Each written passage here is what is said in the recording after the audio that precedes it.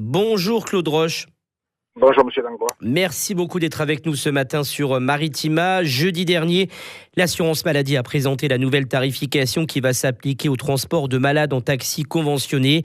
Une loi qui doit entrer en vigueur le 1er octobre 2025. C'est une loi qui ne convient pas à la majorité des syndicats de taxi. Tout à fait. Ça ne convient pas du tout. Ça fait quasiment 2 ans que nos présidents de fédération se battent comme ils peuvent pour essayer de faire entendre à la CNAM, Caisse nationale d'assurance maladie, que leur mesure est totalement inappropriée et démesurée par rapport à notre économie. Et aujourd'hui, cette Caisse nationale a décidé de façon unilatérale, malgré ce qu'on peut appeler des négociations qui, entre guillemets, n'ont jamais abouti à rien, de nous imposer à la fois des tarifs directs qui sont indécents et donc, comme nous avons l'habitude tous les 5 ans de négocier des tarifs raisonnables et bien maîtrisés avec la sécurité sociale, avec la CNAM, cette fois-ci, ils ont décidé, comme je vous disais, unilatéralement de nous baisser les tarifs où nous allons perdre un petit peu plus de 40% sur notre valeur travail.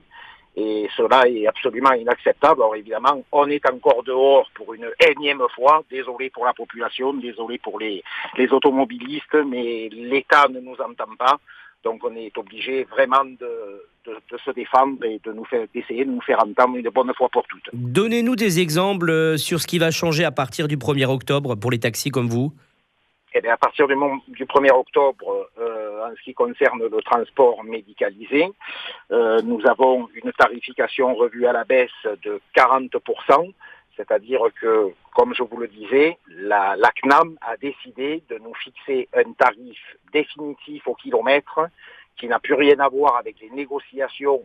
Je vous rappelle que les négociations, tous les 5 ans que nos fédérations avec l'État négocient, sont de l'ordre d'une remise entre 20 et 25% du tarif préfectoral par département. Donc jusque-là, il est quand même tout à fait normal de faire des remises conséquentes parce que la manne que cette activité médicale nous ramène, eh bien, il est tout à fait logique de faire des remises importantes. Mais entre remises importantes et peut-être demain se retrouver dans une éventuelle faillite, ça fait 2 poids 2 mesures. Donc ça, c'est la première chose qui va changer, la tarification, et puis va nous être imposé de façon drastique le transport partagé à tout va, c'est-à-dire à toutes les sauces, où on n'aura plus la maîtrise de notre clientèle, où le patient, lequel il ne faut pas oublier, le patient va avoir un traitement qui est totalement différent à aujourd'hui, c'est-à-dire qu'il va avoir de l'attente dans les hôpitaux, qu'il va faire beaucoup de détours sans arrêt lors de tous ses déplacements, etc., etc. Enfin, c'est une remise en question totale du transport médicalisé par rapport à ce qu'on vivait jusqu'à maintenant, qui était et qui a toujours été très bien organisé par notre profession.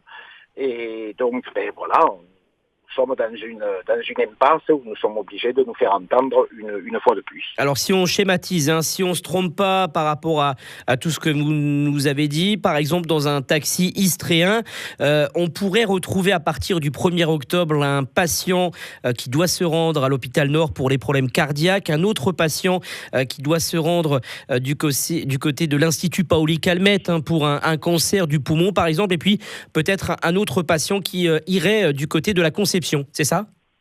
Oui, tout à fait. C'est tout à fait ça. Mais à partir du 1er octobre 2025, si la convention reste en l'état, ça deviendra une obligation, sans aucune maîtrise, sans aucun rapprochement de l'état du client, malgré qu'on nous dit que ce sont les médecins qui vont décider si certains patients peuvent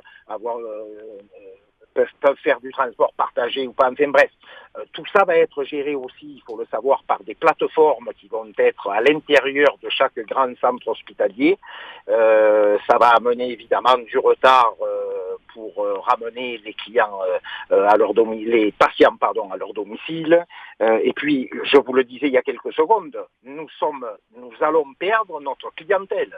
Notre clientèle, je vous rappelle que nous sommes des artisans à part entière, réglementé par l'État, avec un droit de travail qui est absolument réglementé par des règles qui sont bien entendu par le compteur. Donc le compteur, à partir de là, notre tarif compteur n'existera plus, puisque la CNAM a décidé de nous baisser les tarifs qui sont de l'ordre aujourd'hui de 40%, sans aucune possibilité de négocier avec les fédérations, même si elles ont essayé de le faire.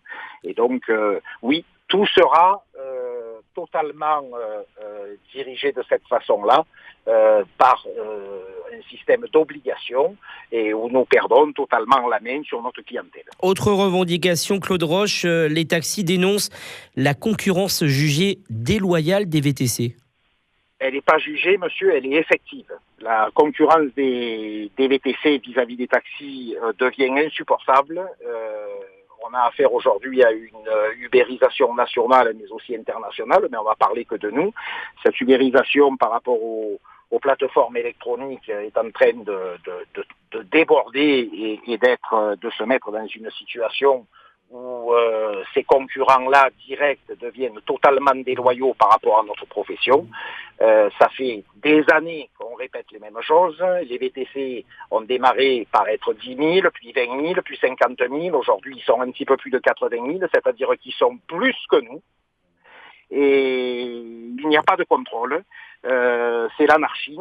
Et le problème, c'est que là aussi, en ce qui concerne le transport qu'on appelle nous à la portière, le transport du particulier, eh bien c'est une perte effective aussi de notre chiffre d'affaires, parce que nous avons cette activité de VTC qui s'est introduite il y a maintenant plusieurs années dans l'activité du T3P, du transport à la personne.